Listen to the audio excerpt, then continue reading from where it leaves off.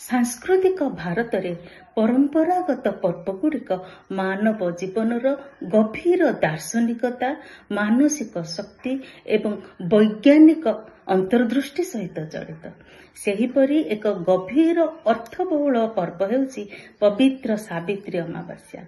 सावित्री अमावास्यार एही पवित्र दिन रे विवाहिता नारी माने निज पति कर दीर्घायुष एवं सुख समृद्धिर कामना पूर्वक बटवृक्ष मूले पूजार्चना करथांती।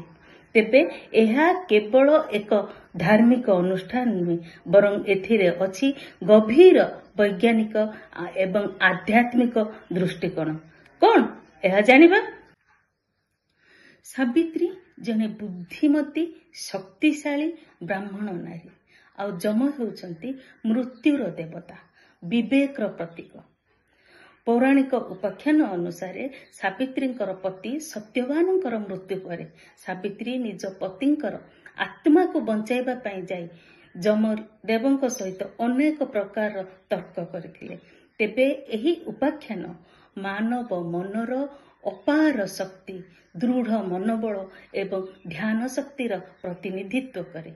सावित्रींकर उपवास केवल शारीरिक साधना नथिला, बरं यह मानसिक एवं आध्यात्मिक साधना थिला, जहा फଳରେ से अद्भुत शक्तिर अधिकारिणी मध्य होई परिथिले। आधुनिक चिकित्सा अनुसार उपवास केवल एक धार्मिक प्रक्रिया नुहे, बरं यह द्वारा आम शरीरस्थ समस्त प्रकार विजातीय तत्व, विषाक्त तत्व बा टॉक्सिन दूरीभूत होता है।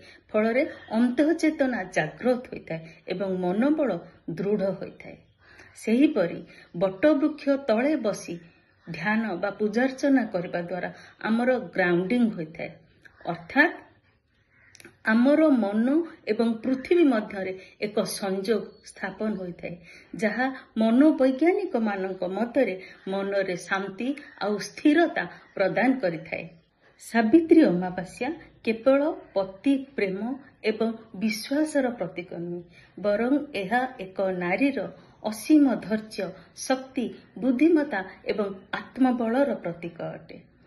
जुग जुगरु यह प्रमाणित जे नारी केवल एक गृहिणी नुहे, बरं से नीति, धर्म एवं जीवनर अंतर्द्रष्टा एवं रक्षिता मध्य। पवित्र सावित्री अमावास्या समस्त को हार्दिक शुभेच्छा एवं अभिनंदन।